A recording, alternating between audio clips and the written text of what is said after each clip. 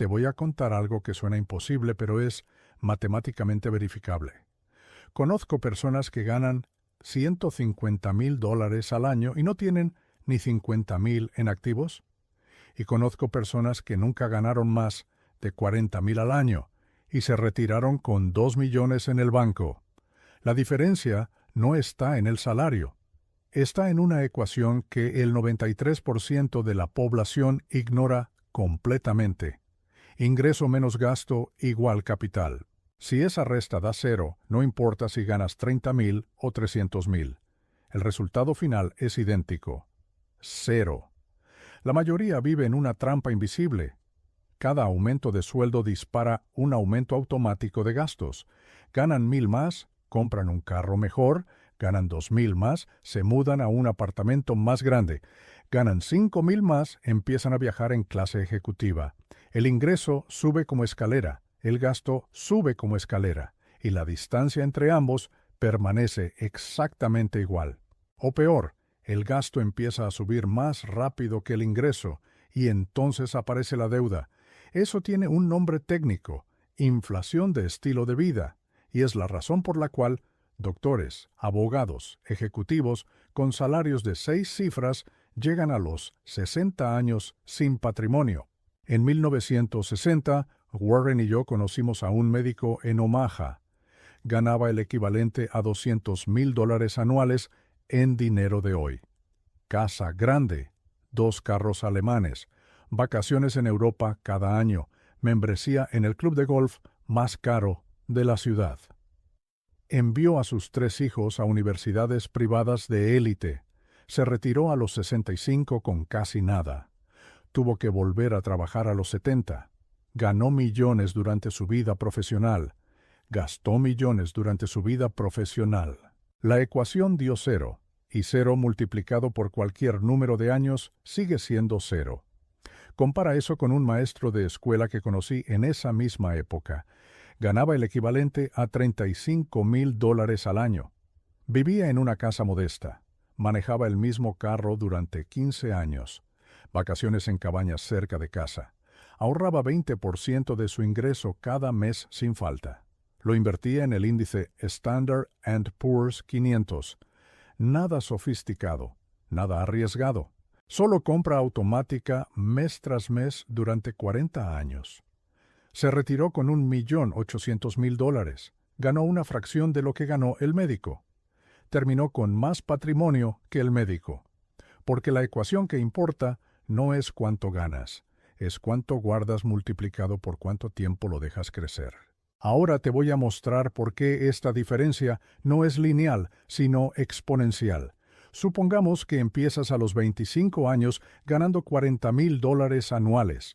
Ahorras 10%, $4,000 al año, $333 al mes. Lo inviertes al 8% anual promedio, que es aproximadamente lo que el Standard & Poor's ha dado históricamente en periodos largos.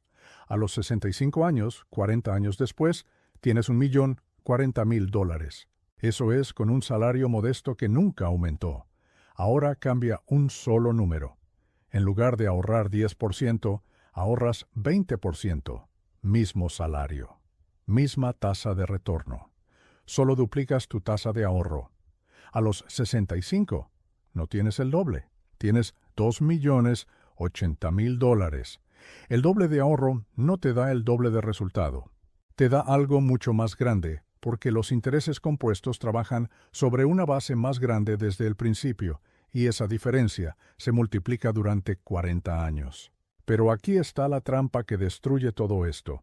La mayoría no mantiene la tasa de ahorro constante cuando el ingreso sube. Hacen lo opuesto. Cuando ganan más, ahorran menos proporcionalmente.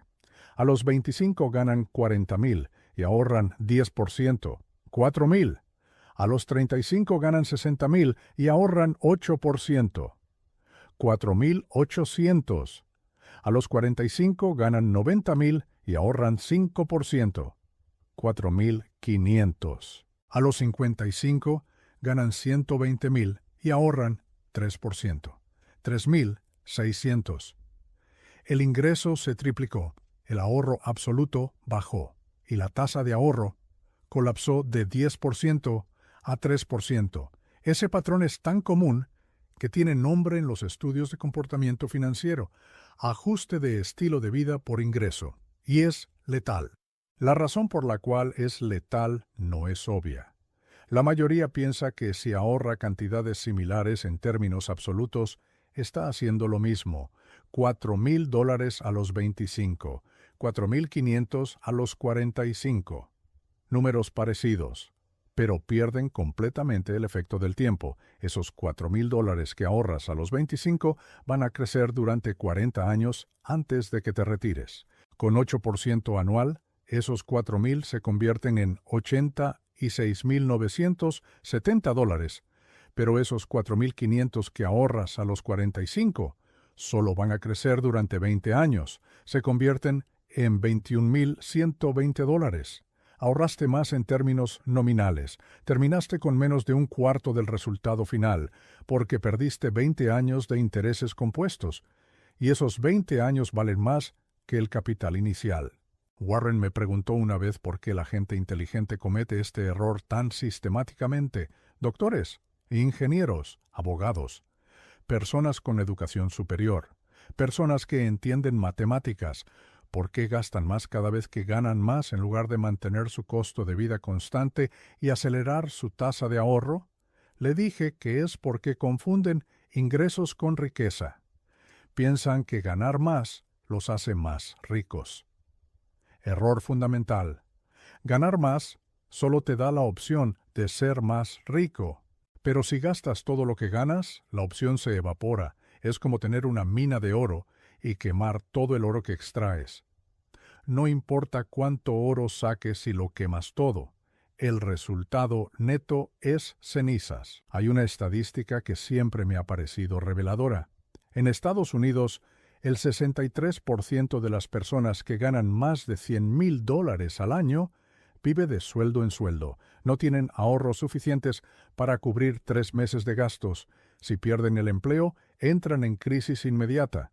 Ganan el doble del ingreso promedio nacional y están a 3 meses de la bancarrota. ¿Cómo es posible? Porque su costo de vida creció para consumir todo su ingreso: casa más cara, carro más caro, vacaciones más caras, restaurantes más caros, ropa más cara. Y cada uno de esos gastos viene con su propia inercia. Una vez que subes tu costo de vida, bajarlo se siente como un fracaso, como un retroceso. Entonces te quedas atrapado en una rueda donde necesitas mantener ese ingreso alto solo para sostener el estilo de vida que ese ingreso te permitió crear. Eso no es riqueza. Eso es una prisión dorada. En Berkshire Hathaway observamos esto constantemente en ejecutivos de alto nivel. Ganan 500,000, 800,000, 1,000,000 al año, y viven con presupuestos tan ajustados como alguien que gana 50,000, porque su costo de vida escaló para igualar su ingreso. Casas de 2 millones, colegios privados para los hijos que cuestan 60,000 al año por niño, carros de lujo que pierden 20,000 de valor en los primeros 2 años, vacaciones que cuestan 30,000. Cuando sumas todo, ese millón de ingreso se convierte en 0 de ahorro.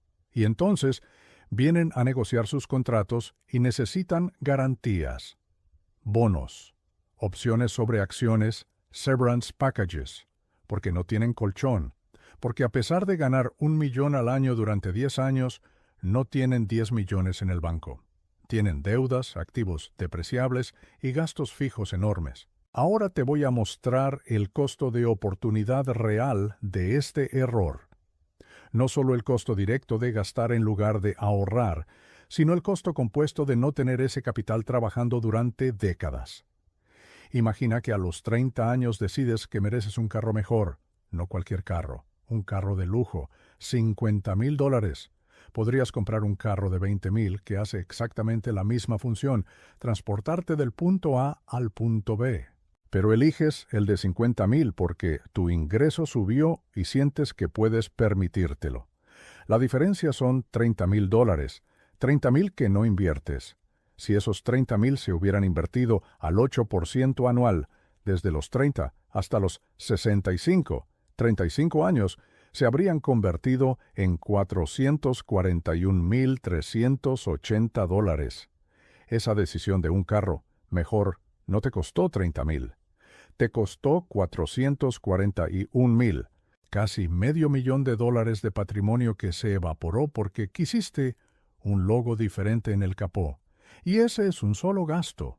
Ahora, multiplica eso por todas las decisiones similares que toma una persona promedio durante su vida laboral. Casa más grande, renovaciones, muebles de diseñador, vacaciones internacionales, ropa de marca, restaurantes caros. Cada decisión individual parece pequeña. 5,000 aquí, 10,000 allá.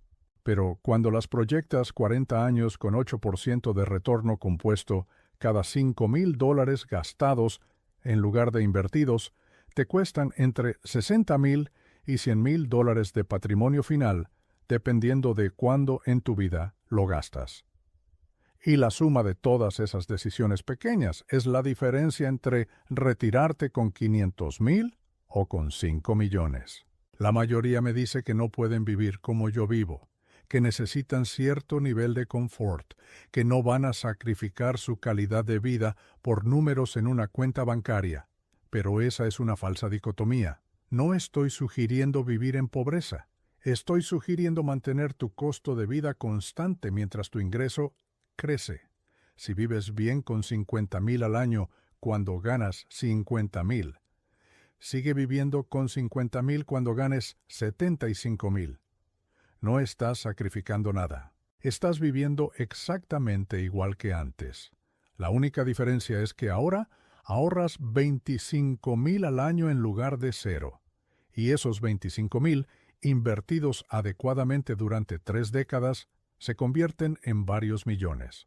Pero hay algo más profundo aquí, algo que la mayoría no entiende sobre la psicología del gasto.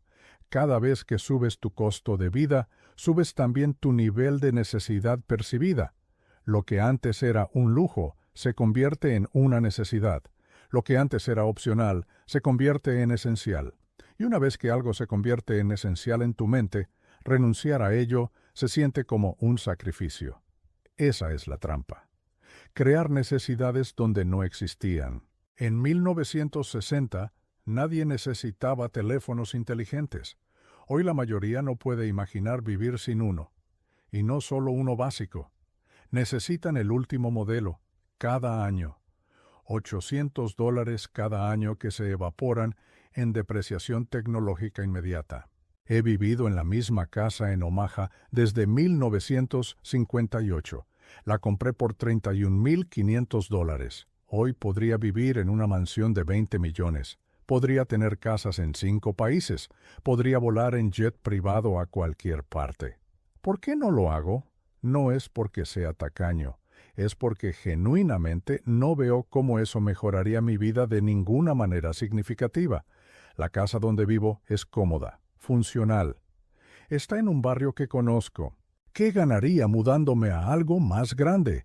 Más habitaciones que nunca uso, más mantenimiento, más tiempo administrando propiedades. No veo el beneficio. Y mientras tanto, cada dólar que no gasto en lujos innecesarios sigue trabajando, sigue multiplicándose, sigue generando más capital. La verdadera libertad financiera no viene de ganar mucho, viene de necesitar poco. Si necesitas 100,000 al año para vivir, entonces necesitas un patrimonio de 2,500,000 solo para generar eso al 4% de retorno seguro. Pero si puedes vivir bien con 40,000 al año, solo necesitas 1,000,000. La diferencia entre necesitar poco y necesitar mucho es la diferencia entre alcanzar independencia financiera a los 45 o nunca alcanzarla. Y esa diferencia no tiene nada que ver con cuánto ganas, tiene todo que ver con cuánto necesitas gastar para sentirte satisfecho. Ahora, déjame mostrarte algo que cambia completamente la ecuación. La mayoría optimiza su vida para maximizar ingresos. Aceptan trabajos que pagan más aunque los hagan miserables. Se mudan a ciudades caras porque ahí están los mejores salarios.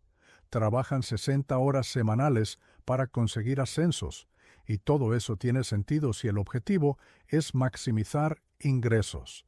Pero si el objetivo es maximizar patrimonio, la estrategia cambia completamente, porque patrimonio es ingresos menos gastos multiplicado por tiempo y tasa de retorno. Entonces tal vez el trabajo que paga 30% menos, pero te permite vivir en una ciudad donde el costo de vida es 50% más barato, es la mejor decisión financiera. Tal vez trabajar 40 horas en lugar de 60 para poder aprender a invertir mejor es más valioso que el 20% de salario extra que obtendrías trabajando esas horas adicionales. Warren y yo tomamos la decisión consciente en nuestros 20 de no maximizar ingresos. Warren se quedó en Omaha. Podría haber ganado el triple en Nueva York, pero en Omaha su costo de vida era un tercio de lo que habría sido en Nueva York. Yo hice lo mismo. Rechacé ofertas de firmas de abogados en Los Ángeles, que pagaban mucho más porque sabía que el costo de vivir en Los Ángeles también sería mucho más alto. Y más importante, sabíamos que estar en lugares más tranquilos nos daría más tiempo para pensar, más tiempo para leer, más tiempo para encontrar inversiones. Y ese tiempo valía más que cualquier diferencia salarial. Hay un cálculo que nadie hace. El costo real de vivir en una ciudad cara, no solo el costo directo del alquiler o la hipoteca, el costo de todo lo demás que sube porque estás en esa ciudad. Restaurantes más caros, transporte más caro, entretenimiento más caro. Incluso las cosas básicas como comida y ropa terminan costando más porque estás en un mercado más caro. Y luego está el costo de oportunidad. Esa diferencia de $20,000 al año en costo de vida entre Omaha y San Francisco o Nueva York, invertida al 8% durante 30 años, se convierte en $2,265,000. Entonces la pregunta no es si ese trabajo en San Francisco paga más. La pregunta es si paga 2 millones más en valor presente, y la respuesta casi siempre es no. Pero esto requiere algo que la mayoría no tiene. Requiere pensar en términos de valor presente de flujos futuros. Requiere calcular no solo lo que un gasto cuesta hoy, sino lo que ese mismo dinero valdría en 30 años si lo inviertes en lugar de gastarlo. Y la mayoría no hace ese cálculo. Ven el número nominal. $500 para una cena. Parecen 500. Pero si tienes 30 años y esos 500 se hubieran invertido hasta los 65, valen $7,716. Entonces esa cena no costó 500, costó 7,716. Y cuando empiezas a ver cada gasto a través de ese lente, tus decisiones cambian radicalmente. Te voy a contar una historia que ilustra este punto de manera brutal. En 1999, durante el pico de la burbuja de las .com, conocí a un ingeniero de software en Silicon Valley, 26 años. Ganaba $180,000 al año más opciones sobre acciones. Se sentía rico. Compró un Porsche. Alquiló un apartamento de $4,000 mensuales. Salía a cenar 5 noches por semana. Gastaba todo lo que ganaba más un poco de las opciones que vendía. Cuando la burbuja explotó en 2000, perdió el trabajo. Las opciones quedaron sin valor y descubrió que no tenía ahorros. Cero. Había ganado probablemente $400,000 en 2 años contando las opciones y no le quedaba nada. Tuvo que vender el Porsche con pérdida. Tuvo que mudarse a un apartamento más barato. Tuvo que aceptar un trabajo que pagaba la mitad. Y tardó 10 años en recuperarse financieramente de 2 años de gastos excesivos. Compara eso con otro ingeniero que conocí en la misma época, misma edad, mismo salario. Compraba opciones sobre acciones del índice en lugar de gastarlas. Vivía en un apartamento de $1,200, manejaba un Honda Civic, cocinaba en casa, ahorraba 50% de su ingreso.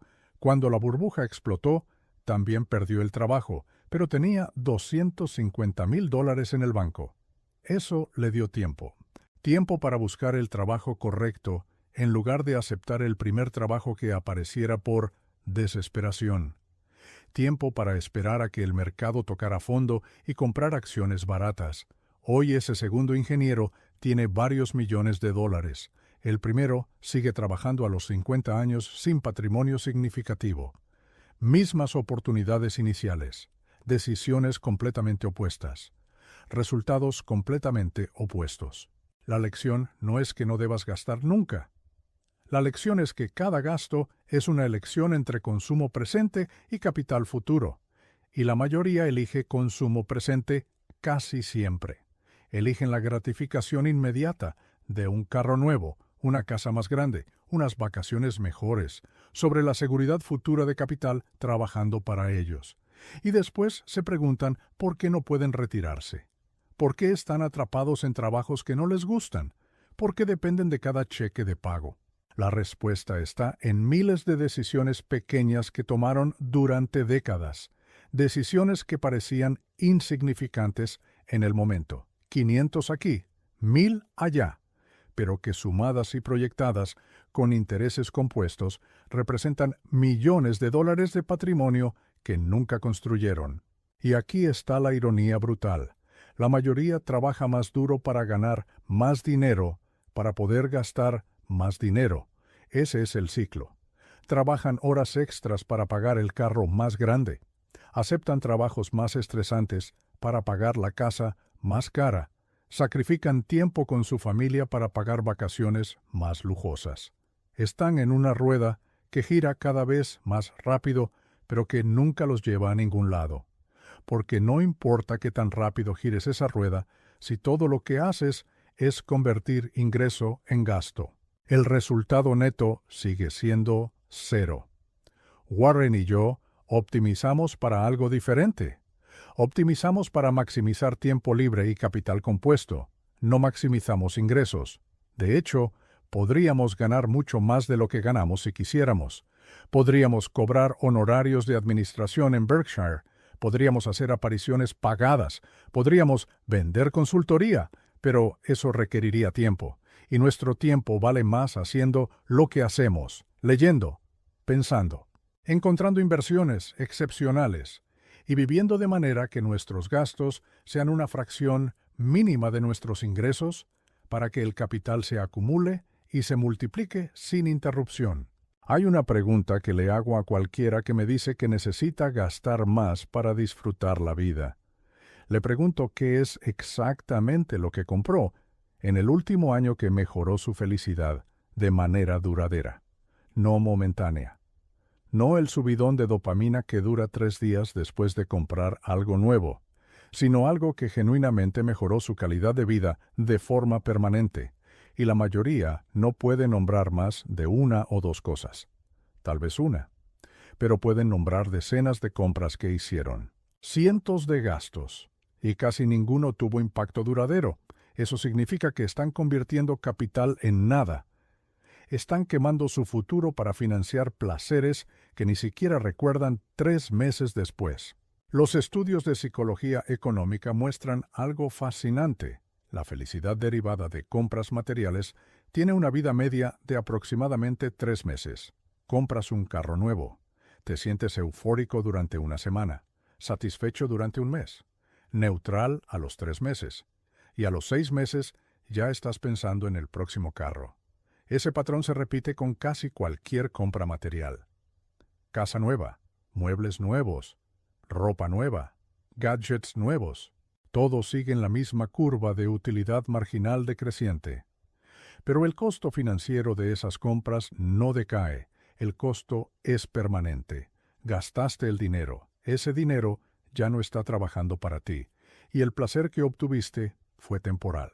Ahora compara eso con el placer de ver tu patrimonio crecer, de saber que tienes capital suficiente para no depender de nadie, de tener la libertad de decir que no a trabajos que no te gustan, de poder tomar decisiones basadas en lo que quieres hacer en lugar de lo que necesitas hacer para pagar las cuentas.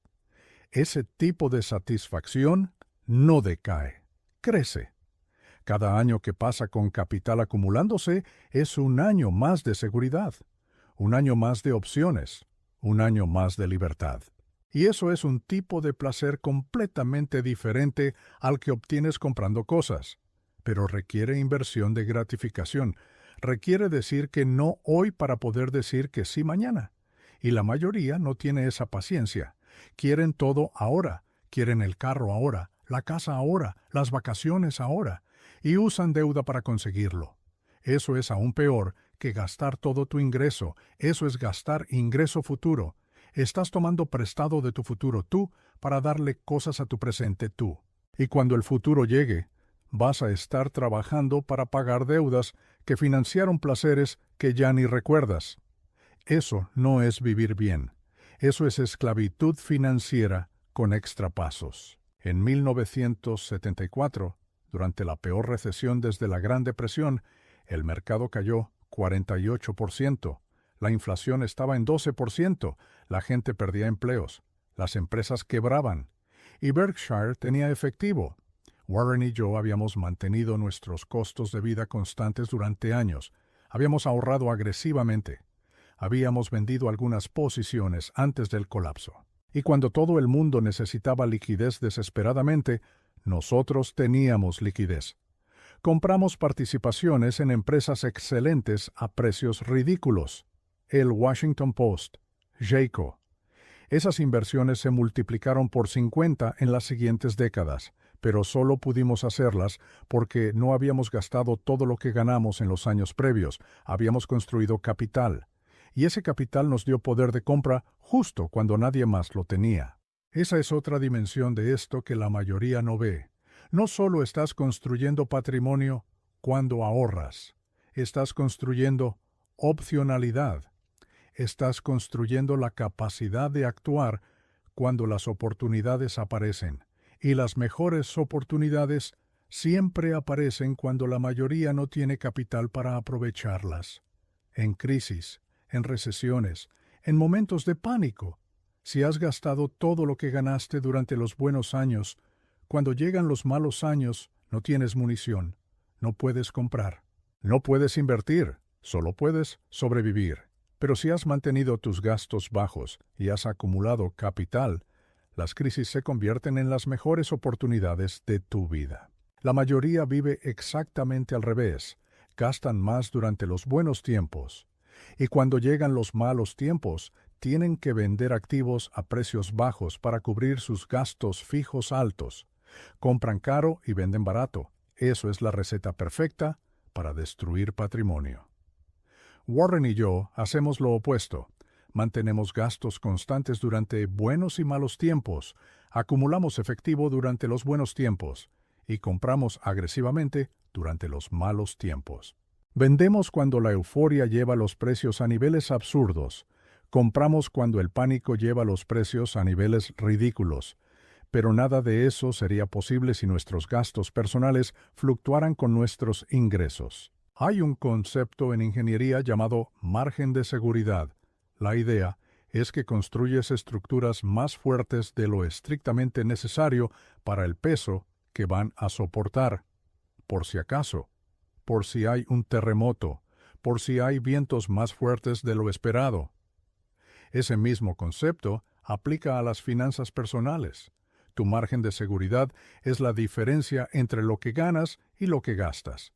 Si ganas 100 y gastas 100, tu margen de seguridad es 0. Cualquier perturbación te destruye. Pierdes el trabajo.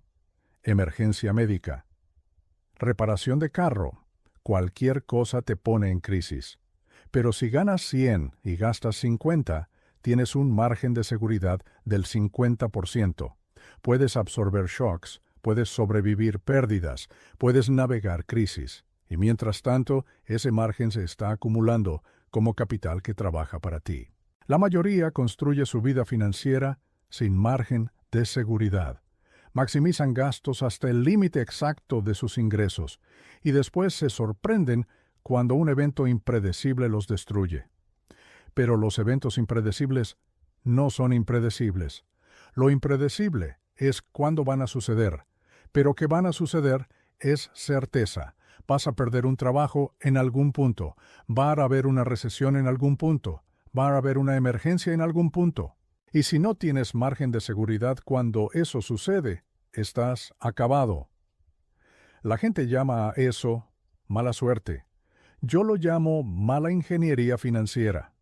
Te voy a hacer una pregunta directa. Si perdieras tu ingreso hoy, ¿cuánto tiempo podrías mantener tu estilo de vida actual con tus ahorros? ¿Un mes?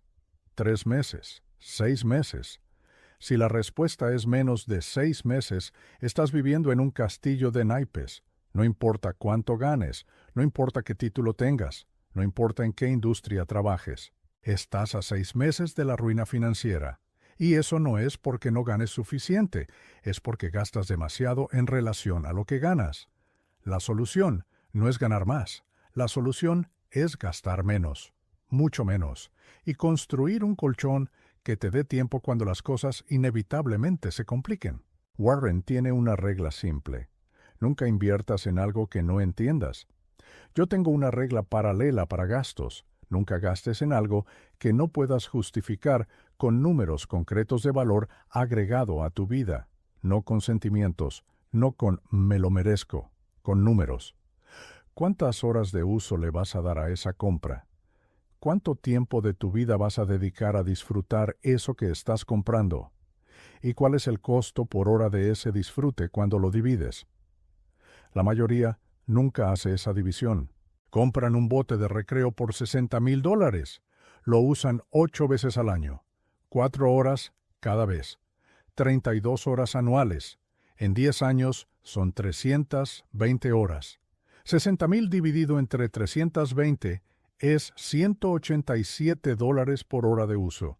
Y eso sin contar mantenimiento, seguro, almacenamiento. El costo real está cerca de $300 por hora para flotar en un lago. Esos 60,000 invertidos a 8% durante 30 años valen $603,000. Entonces, cada hora en ese bote te costó $1,800 de patrimonio futuro. Ahora pregúntate si realmente disfrutaste tanto esas horas como para que valgan $1,800 cada una, porque eso es lo que pagaste. No pagaste 60,000, pagaste 603,000 en valor presente futuro, y la mayoría no hace ese cálculo. Ven el precio nominal, 60,000. Piensan que pueden pagarlo porque tienen 60,000 en el banco o pueden financiarlo, pero no ven el costo real, el costo de oportunidad. El costo de todo lo que ese capital podría haber generado si lo hubieras dejado trabajar en lugar de convertirlo en un activo depreciable que usas 32 horas al año. La depreciación es otro concepto que la mayoría entiende mal. Saben que los carros se deprecian, pero no calculan cuánto ni qué significa eso en términos de patrimonio destruido. Compras un carro nuevo por $40,000. En el momento que sales del concesionario vale 32,000. Perdiste 8,000 en 30 segundos. Eso es depreciación inmediata. Después, el carro pierde aproximadamente 15% de su valor cada año durante los primeros 5 años. En 5 años, tu carro de 40,000 vale aproximadamente 19,000. Perdiste $21,000. Pero si hubieras comprado un carro de 3 años por 20,000, en esos mismos 5 años habría valido 11,000. Perdiste 9,000. La diferencia entre comprar nuevo y comprar usado de 3 años es $12,000 de depreciación evitada. Y esos 12,000 invertidos al 8% durante 30 años son $151,000. Entonces esa decisión entre nuevo y usado no te costó 12,000. Te costó 151,000 por el placer de tener un carro que nadie más manejó antes, un placer que dura aproximadamente 2 semanas antes de que te acostumbres y dejes de notarlo. Déjame mostrarte algo aún más brutal sobre activos depreciables. La mayoría piensa que su casa es su mejor inversión. Error. Tu casa no es una inversión, es un gasto. A menos que la alquiles y genere ingresos, es un activo que consume capital en lugar de generarlo. Impuestos, mantenimiento, seguro, reparaciones, todos esos costos salen de tu bolsillo cada año. Y si tienes hipoteca, Estás pagando intereses además. La mayoría compra la casa más cara que el banco les aprueba. El banco dice que calificas para un préstamo de 400,000. Entonces compras una casa de 400,000. Pero el banco no está calculando lo que es óptimo para ti. Está calculando lo máximo que puedes pagar sin entrar en default técnico. Son dos cosas completamente diferentes. Si compras una casa de 400,000 con 10% de entrada, tienes una hipoteca de 360,000. A 4% de interés en 30 años, vas a pagar 615,000 en total. 360,000 de principal, más 255,000 de intereses. $250,000 en intereses. Ahora imagina que compras una casa de 250,000 en lugar de 400,000. Hipoteca de 225,000. Pagas 160,000 en intereses. La diferencia son $95,000 de intereses ahorrados. Y no solo eso, también estás ahorrando en impuestos, mantenimiento, seguro. Probablemente otros 30,000 en 30 años. Entonces la decisión entre la casa de 400,000 y la de 250,000 no es una diferencia de 150,000. Es una diferencia de 175,000 en costos totales.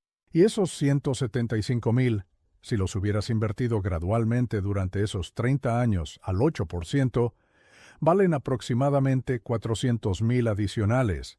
Entonces vivir en la casa más cara, en lugar de la casa adecuada, te costó $600,000 de patrimonio. ¿Y para qué? Para tener habitaciones que nunca usas, para impresionar a vecinos que no te importan, para sentirte exitoso por 3 meses hasta que te acostumbras y la casa deja de parecerte especial. Warren vive en una casa que compró en 1958 por $31,500. Yo vivo en una casa similar. Podríamos vivir en palacios, pero no vemos el punto. Las casas no nos hacen más felices. El capital compuesto trabajando para nosotros nos da mucha más tranquilidad que cualquier mansión. Ahora voy a tocar algo que molesta a la mayoría: la educación universitaria, específicamente universidades privadas caras, padres que ganan $70,000 al año enviando a sus hijos a universidades que cuestan $60,000 anuales. Eso es 4 años a $60,000, $240,000, muchas veces, financiado con préstamos. Préstamos estudiantiles que el hijo va a estar pagando durante 20 años, con interés. Terminan pagando $350,000 en total por educación que pudieron obtener en una universidad pública por $40,000 en total. La diferencia son $310,000. Y la pregunta es brutal: ¿esa universidad prestigiosa realmente va a generar $310,000 adicionales en ingresos durante la vida laboral del hijo? Tal vez. Si estudia ingeniería en MIT o medicina en Stanford, probablemente sí. Pero si estudia literatura en una universidad privada de segundo nivel, la respuesta es no. Va a ganar lo mismo que habría ganado yendo a una universidad pública, pero va a empezar su vida laboral con $300,000 de deuda. Eso significa que va a pasar los primeros 10 años de su vida profesional trabajando para pagar una decisión emocional de sus padres. Y aquí está la parte que nadie quiere escuchar. Si esos padres hubieran tomado esos $240,000 y los hubieran invertido cuando el hijo tenía 18 años, a los 65 años, ese dinero valdría $3,400,000. Entonces la decisión no es entre universidad privada y universidad pública. La decisión es entre prestigio emocional hoy o $3,400,000 de herencia futura. ¿Cuál de esas dos cosas beneficia más al hijo? Yo sé mi respuesta, pero la mayoría elige el prestigio, porque les hace sentir que son buenos padres, que le dieron lo mejor a su hijo, pero lo mejor no es la universidad con el nombre más reconocido. Lo mejor es empezar la vida sin deudas y con capital inicial, trabajando a tu favor. Te voy a hacer una pregunta incómoda. ¿Cuánto de lo que gastas es realmente para ti y cuánto es para la percepción de otros? Esa casa grande, ese carro alemán, esa ropa de marca, Esas vacaciones en lugares exóticos que fotografías para redes sociales, ¿cuánto de eso realmente mejora tu vida versus cuánto es simplemente señalización social? Estatus. Mostrarle a otros que lo estás haciendo bien. Competir con vecinos y compañeros de trabajo en una carrera que nadie puede ganar porque siempre hay alguien con más. Y mientras tanto, estás quemando capital. Estás sacrificando tu futuro para mantener una imagen presente. Eso no es riqueza. Eso es inseguridad financiada con deuda. En 2008, cuando el mercado colapsó 57%, vi a personas muy inteligentes perder todo. No porque invirtieran mal, sino porque habían apalancado sus vidas hasta el límite. Hipotecas grandes, préstamos para carros, líneas de crédito. Todo funcionaba bien mientras tenían empleo y el mercado subía. Pero cuando perdieron el empleo y el mercado cayó, todo se derrumbó.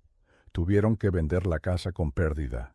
Tuvieron que entregar los carros. Tuvieron que declararse en bancarrota. Y todo porque habían optimizado su vida para el escenario perfecto donde nada sale mal. Pero las cosas siempre salen mal eventualmente. Las recesiones suceden, los mercados caen, los empleos se pierden. Y si tu vida financiera no puede absorber esos shocks, estás construyendo un castillo de arena esperando que nunca haya marea alta. Warren y yo vivimos al revés. Optimizamos para el peor escenario razonable, mantenemos gastos tan bajos que podríamos sobrevivir años sin ingresos. Mantenemos efectivo suficiente para aprovechar oportunidades cuando aparecen. Mantenemos deuda en cero. Y gracias a eso, cuando todo el mundo está en modo pánico vendiendo activos a precios ridículos, nosotros estamos en modo compra, comprando esos mismos activos. Las crisis son transferencias de riqueza de los impacientes a los pacientes, de los apalancados a los que tienen efectivo, de los que necesitan vender a los que pueden comprar, pero solo puedes estar en el lado correcto de esa transferencia si has vivido por debajo de tus medios durante los años previos. Ahora voy a revelar algo que cambia completamente cómo piensas sobre jubilación. La mayoría calcula mal cuánto necesita para retirarse. Usan reglas generales. Necesitas 10 veces tu salario anual, o 25 veces tus gastos anuales, o $1.000.000, o 2 millones. Pero esas reglas son inútiles porque asumen que tus gastos son fijos, y para la mayoría los gastos no son fijos.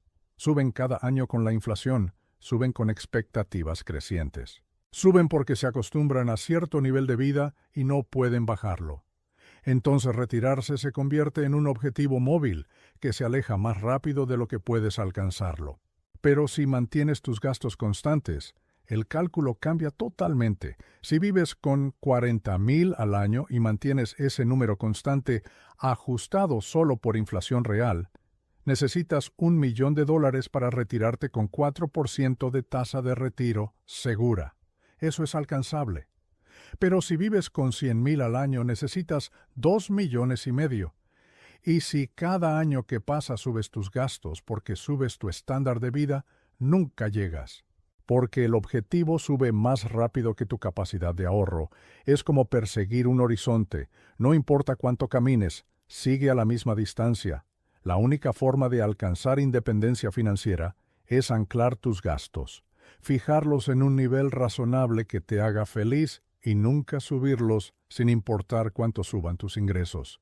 Hay un fenómeno psicológico llamado adaptación hedónica. Es la razón por la cual ganar más no te hace más feliz. Tu cerebro se adapta a cualquier nivel de ingreso o consumo en aproximadamente 3 meses. Entonces, si duplicas tu ingreso y duplicas tus gastos, después de 3 meses te sientes exactamente igual que antes, mismo nivel de satisfacción, pero ahora necesitas el doble de dinero para mantener ese nivel. No ganaste felicidad, solo aumentaste tu dependencia financiera. Es una trampa. Una trampa en la que cae el 90% de la población. Suben su costo de vida con cada aumento. Y después de 30 años de aumentos, terminan necesitando 10 veces más para sentirse igual que cuando empezaron. Y mientras tanto, no construyeron patrimonio. Solo construyeron Necesidades. La forma de romper esa trampa es brutalmente simple. Cuando tu ingreso sube, no subas tu gasto. Mantén exactamente el mismo estilo de vida. Vive en la misma casa. Maneja el mismo carro. Come en los mismos restaurantes. Compra la misma ropa. Y toma cada peso adicional que ganes y envíalo directamente a inversiones antes de que tu cerebro tenga tiempo de adaptarse y empezar a considerarlo disponible para gastar. Automatiza ese proceso. Cuando te aumenten el sueldo $1,000 mensuales, configura una transferencia automática de $1,000 mensuales a tu cuenta de inversión el mismo día que recibes el pago. Nunca veas ese dinero en tu cuenta corriente, porque si lo ves, tu cerebro lo va a categorizar como gastable y vas a encontrar formas de gastarlo. Siempre hay algo que comprar, siempre hay algo que mejorar. El consumo se expande para llenar el ingreso disponible. Es una ley económica llamada Ley de Parkinson, aplicada a finanzas personales. La única forma de evitarla es hacer invisible el dinero que quieres ahorrar. En 1965, cuando Berkshire empezó, Warren estableció una regla: 0 dividendos. Todo el capital que la empresa generara se reinvertiría. Nada se distribuiría a accionistas. Esa decisión ha sido criticada durante 60 años. Los accionistas quieren dividendos, quieren ver efectivo llegando a sus cuentas. Pero Warren entendía algo fundamental: si distribuyes capital, la gente lo gasta. Si lo retienes y lo reinviertes en oportunidades con altas tasas de retorno, se multiplica. Berkshire ha generado retornos promedio del 20% anual durante 6 décadas, reinvirtiendo todo. Si hubiéramos pagado dividendos, esos dividendos habrían sido gastados o reinvertidos a tasas menores por accionistas individuales. El resultado habría sido una fracción de lo que logramos. Entonces, 0 dividendos no fue mezquindad, fue matemática. Fue optimizar para multiplicación de capital en lugar de distribución de capital. Aplica ese mismo principio a tu vida personal. Cada peso que distribuyes a consumo es un peso que deja de multiplicarse. Cada peso que retienes y reinviertes en activos productivos se multiplica. La diferencia entre distribuir y retener durante 40 años es la diferencia entre retirarte pobre y retirarte rico. No es complicado, es simplemente disciplina. Disciplina para decir que no al consumo inmediato. Disciplina para mantener gastos constantes mientras ingresos crecen. Disciplina para reinvertir en lugar de gastar. Y la mayoría no tiene esa disciplina. Quieren gratificación ahora. Quieren disfrutar ahora. Quieren vivir ahora. Y están dispuestos a sacrificar 30 años de futuro por 3 años de consumo presente elevado. Te voy a contar un experimento mental que hago con ejecutivos jóvenes. Les pregunto qué preferirían. Opción A: ganar $100,000 al año durante 40 años, gastando $90,000 y ahorrando $10,000. Opción B: ganar $60,000 al año durante 40 años, gastando $40,000 y ahorrando $20,000. La mayoría elige opción A inmediatamente. Más ingreso, mejor estilo de vida. Obvio. Pero cuando haces los números, opción B destruye opción A en patrimonio final. Opción A ahorra $10,000 al año durante 40 años al 8%. Terminal, $2,590,000. Opción B ahorra $20,000 al año durante 40 años al 8%. Terminal, $5,180,000. El doble de patrimonio final. Y no solo eso, con opción B, llegas a independencia financiera 15 años antes porque tu tasa de ahorro es más alta. Entonces no solo terminas con más, terminas libre mucho antes. Pero la mayoría sigue eligiendo opción A porque confunden ingreso alto con riqueza. Y no son lo mismo. La riqueza no es lo que ganas, es lo que guardas multiplicado por tiempo y tasa de retorno. Esa es la ecuación. 4 variables. ¿Cuánto guardas? ¿Cuánto tiempo lo dejas crecer? ¿A qué tasa crece? ¿Y cuánto de eso proteges de impuestos e inflación? Maximizar ingresos solo afecta una variable, y no es ni siquiera la más importante. La variable más importante es tasa de ahorro, porque tasa de ahorro alta significa que llegas a independencia financiera rápido. Tasa de ahorro baja significa que trabajas hasta morir sin importar cuánto ganes. Hay una calculadora simple para esto. Divide 1 entre tu tasa de ahorro y eso te dice cuántos años necesitas trabajar para retirarte. Si ahorras 50%, necesitas trabajar 16 años. Si ahorras 20%, necesitas trabajar 37 años. Si ahorras 10%, necesitas trabajar 51 años. Esa es matemática pura asumiendo retornos razonables ajustados por inflación. No tiene nada que ver con cuánto ganas. Tiene todo que ver con cuánto guardas como porcentaje de lo que ganas. Entonces, dos personas con el mismo salario pueden tener caminos completamente diferentes. Una ahorra 10% y trabaja 50 años. La otra ahorra 50% y se retira en 16. Mismo salario. Resultados opuestos. La diferencia es disciplina de gasto. Pero la disciplina no aparece sola. Aparece cuando entiendes el costo real de no tenerla. Cuando calculas exactamente cuánto te está costando cada decisión de gasto en términos de años adicionales que tendrás que trabajar. Cada vez que gastas $5,000 en algo innecesario, acabas de comprar aproximadamente 2 meses adicionales de trabajo, porque esos 5,000 invertidos habrían generado suficiente para cubrir 2 meses de gastos en el futuro. Entonces la pregunta no es si puedes pagar esos 5,000. La pregunta es si lo que estás comprando vale 2 meses de tu vida trabajando, porque eso es lo que realmente estás intercambiando. La mayoría nunca hace esa conversión. Ven precios en dinero. Yo veo precios en tiempo de vida. Ese carro de $40,000 no cuesta 40,000. Cuesta aproximadamente 1 año y medio de trabajo. Esas vacaciones de 10,000 no cuestan 10,000. Cuestan 4 meses de trabajo. Cuando empiezas a ver cada compra en términos de tiempo de vida que vas a tener que vender para pagarla, tus decisiones cambian radicalmente, porque el tiempo es el único activo que no puedes recuperar. Puedes ganar más dinero. No puedes ganar más tiempo, y cada vez que gastas dinero innecesariamente, estás vendiendo tiempo futuro de tu vida. Hay algo que observé durante la crisis de 2008 que ilustra este punto brutalmente. Los primeros en perder sus empleos fueron los que tenían los salarios más altos. Ejecutivos, gerentes senior, personas ganando 200,000, 300,000, 500,000 al año. ¿Por qué? Porque las empresas necesitaban cortar costos rápido, y un ejecutivo que gana 500,000 equivale a 10 empleados que ganan 50,000. Entonces cortaban arriba. Y esos ejecutivos, con sus casas de 2 millones, sus carros de 100,000, sus colegios privados de 60,000 anuales por hijo, entraron en pánico inmediato, porque no tenían colchón, habían escalado su costo de vida para igualar su ingreso. Cuando el ingreso desapareció, el costo de vida permaneció, y se derrumbaron. Compare eso con empleados de nivel medio que ganaban 60,000 al año, pero vivían con 40,000.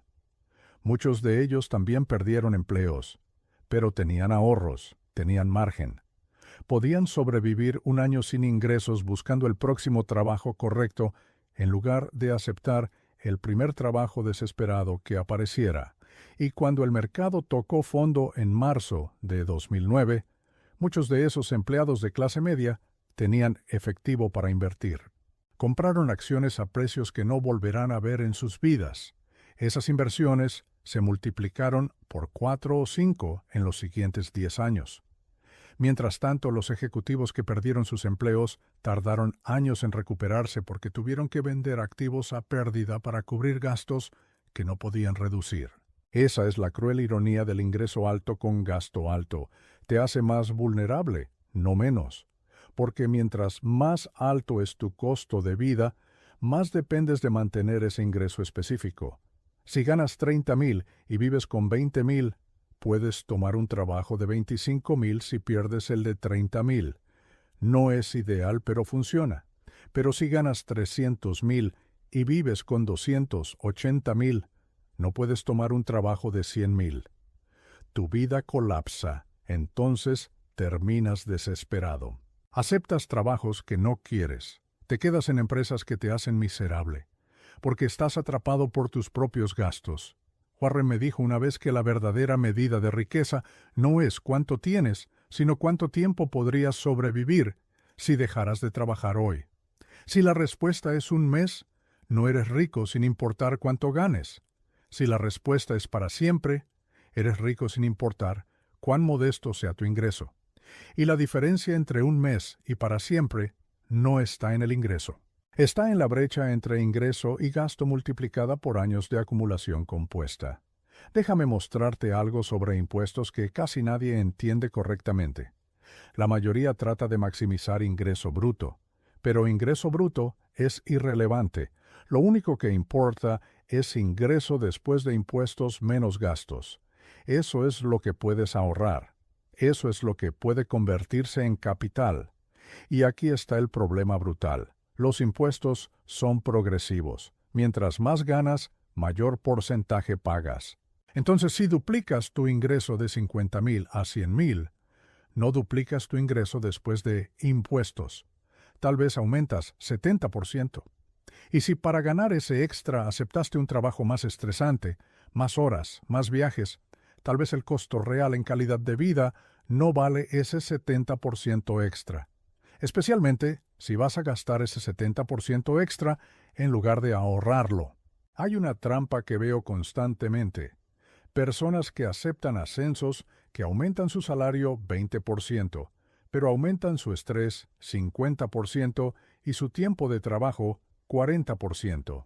Después de impuestos, ese 20% se convierte en 14%, y si trabajan 40% más horas, su ingreso por hora realmente bajó. Están trabajando más para ganar menos por unidad de tiempo, y sacrificaron calidad de vida por un número más grande en su contrato que no se traduce en patrimonio más grande porque gastan el incremento.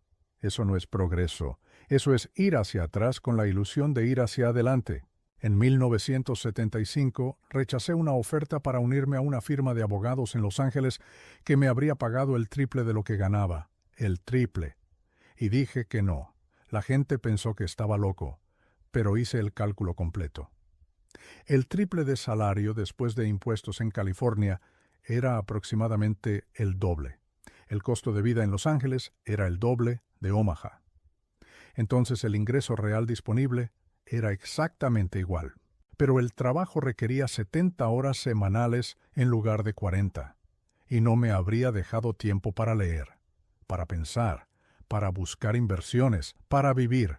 Habría estado vendiendo mi tiempo por dinero que gastaría en un costo de vida más alto. Resultado neto: cero ganancia financiera, enorme pérdida en calidad de vida. Entonces dije que no. Y gracias a ese no, tuve tiempo para hacer inversiones que multiplicaron mi patrimonio por 1,000. Si hubiera aceptado, habría ganado más salario, pero habría terminado con menos patrimonio, porque habría cambiado el activo más valioso que tenía, tiempo para pensar, por un salario más grande que no habría podido capitalizar. La mayoría optimiza la variable equivocada. Optimiza para salario máximo en lugar de para tasa de ahorro máxima.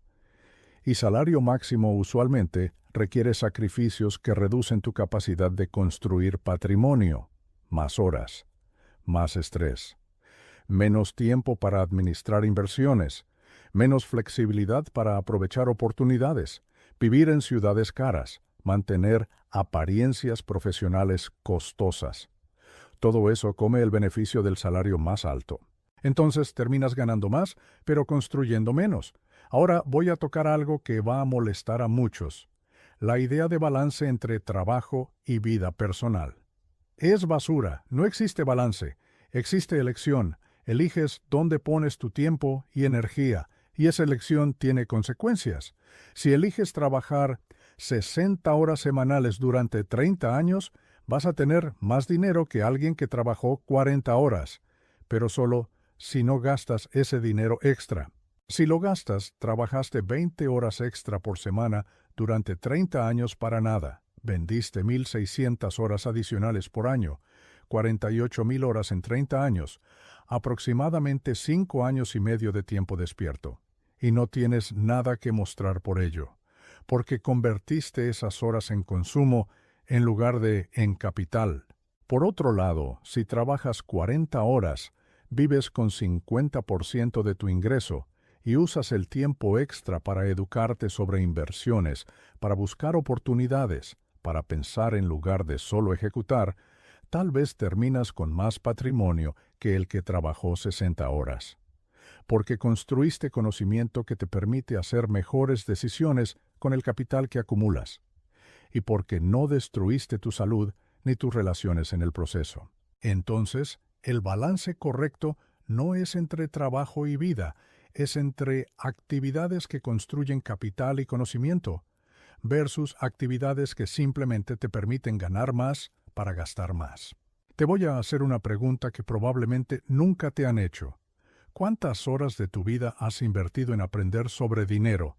No hablo de trabajar por dinero, hablo de estudiar cómo funciona el dinero, cómo crecen las inversiones, cómo trabajan los impuestos, cómo se construye patrimonio. Para la mayoría la respuesta es cercana a cero. Pasaron 16 años en educación formal, 4 años de universidad, tal vez posgrado. Miles de horas aprendiendo cosas que usarán en trabajos específicos, pero 0 horas aprendiendo la habilidad que determina si van a ser ricos o pobres. La habilidad de administrar capital. Entonces, gastan 40 años de su vida ganando dinero sin saber qué hacer con él. Y después se sorprenden cuando llegan a 65, con nada. Yo paso aproximadamente 20 horas semanales leyendo. No novelas, no entretenimiento. Leo reportes anuales, leo sobre empresas, leo sobre economía, leo sobre historia financiera, leo para entender cómo funciona el mundo comercial. He hecho eso durante 70 años. Eso es 70.000 horas de educación financiera autodirigida. Y esas 70.000 horas han generado retornos que ningún trabajo asalariado podría generar, porque me dieron la capacidad de reconocer oportunidades que otros no ven, de evitar errores que otros cometen, de tener paciencia cuando otros entran en pánico, de actuar cuando otros se paralizan. Esa educación valió más que cualquier título universitario que podría haber obtenido. Pero la mayoría prefiere pasar esas horas viendo televisión o en redes sociales o en entretenimiento pasivo, y no hay nada moralmente malo con eso. Pero tiene consecuencias. Si pasas 20 horas semanales durante 40 años viendo televisión, son 40.000 horas. Podrías haber usado esas 40.000 horas para convertirte en experto en inversiones, para construir negocios paralelos, para desarrollar habilidades que generan ingreso pasivo. Pero elegiste entretenimiento. Y esa elección significa que vas a trabajar hasta los 70 porque no construiste las habilidades ni el conocimiento para retirarte antes. No estoy juzgando. Estoy describiendo matemática de consecuencias.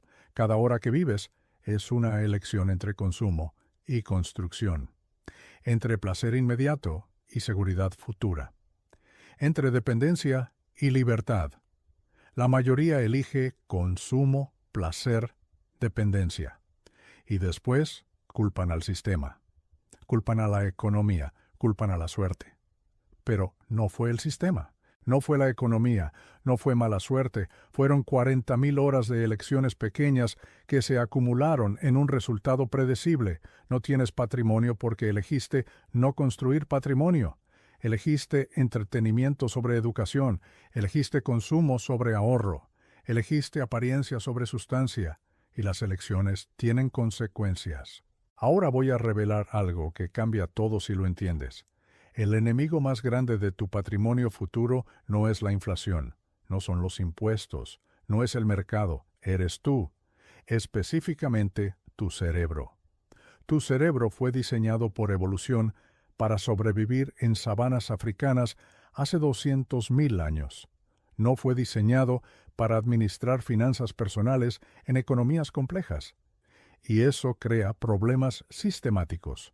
Tu cerebro valora gratificación inmediata sobre recompensas futuras. Descuenta el futuro de manera hiperbólica. Prefiere certeza pequeña sobre probabilidad grande. Todos esos sesgos trabajan contra la construcción de patrimonio, porque construcción de patrimonio requiere exactamente lo opuesto. Sacrificar gratificación inmediata, valorar el futuro, aceptar incertidumbre a corto plazo para obtener certeza a largo plazo. Hay un experimento famoso con niños. Les dan un malvavisco. Les dicen que si esperan 15 minutos sin comerlo, obtendrán 2 malvaviscos. Si se lo comen inmediatamente, solo obtienen 1. La mayoría de los niños se come el malvavisco inmediatamente. No pueden esperar 15 minutos. Y los estudios de seguimiento muestran que los niños que pudieron esperar tienen mejores resultados en vida, mejor educación, mejores trabajos, más patrimonio. No porque sean más inteligentes, sino porque pueden posponer gratificación, y esa habilidad, posponer gratificación, es el mejor predictor de éxito financiero que existe, mejor que inteligencia, mejor que educación, mejor que conexiones familiares. Pero la mayoría de los adultos no puede esperar 15 minutos. Ven algo que quieren y lo compran inmediatamente, con tarjeta de crédito si no tienen efectivo, porque su cerebro les dice que esperar es doloroso. Y su cerebro tiene razón. Esperar es doloroso. Pero ese dolor pequeño hoy evita dolor enorme mañana. El dolor de llegar a 65 sin patrimonio es infinitamente mayor que el dolor de no comprar un carro nuevo hoy. Pero el cerebro no calcula eso. El cerebro solo siente el dolor inmediato de negación, y la mayoría cede ante ese dolor, una y otra vez, durante 40 años, y el resultado acumulado es ruina financiera. Entonces la pregunta no es si puedes ganar suficiente dinero. La pregunta es si puedes controlar tu cerebro suficiente tiempo para dejar que ese dinero se multiplique. Y para la mayoría, la respuesta es no. No pueden. Su cerebro los derrota. Ven el dinero en su cuenta. Su cerebro dice, gástalo. Y gastan, automáticamente, sin pensar, sin calcular consecuencias, solo reaccionando a impulsos que fueron útiles hace 200,000 años, cuando no había futuro garantizado y consumir inmediatamente era óptimo. Pero ahora hay futuro, un futuro de 30 o 40 años después de que dejes de trabajar. Y si no construyes capital para ese futuro va a ser brutal. En 2005 conocí a un trader en Nueva York. 32 años. Ganaba $800,000 anuales. Me mostró su apartamento, $3 millones. Me mostró su carro, $150,000. Me mostró su reloj, $60,000. Le pregunté cuánto tenía invertido. Dijo $120,000, menos de 2 meses de su salario anual. Le pregunté qué pasaría si perdía su trabajo. Dijo que conseguiría otro. Le pregunté qué pasaría si el mercado colapsaba y no había trabajos. Se quedó callado. 3 años después, el mercado colapsó. Perdió el trabajo. No conseguía otro. Tuvo que vender el apartamento con 20% de pérdida. Tuvo que vender el carro. Tuvo que mudarse a New Jersey. Consiguió trabajo 2 años después ganando $120,000. Un trader que ganaba $800,000 terminó ganando $120,000 porque gastó todo en lugar de construir colchón. Su cerebro le dijo que merecía ese apartamento, ese carro, ese reloj, y su cerebro lo destruyó. Contrasta eso con un programador que conocí ese mismo año. 28 años. Ganaba $90,000. Vivía con $35,000.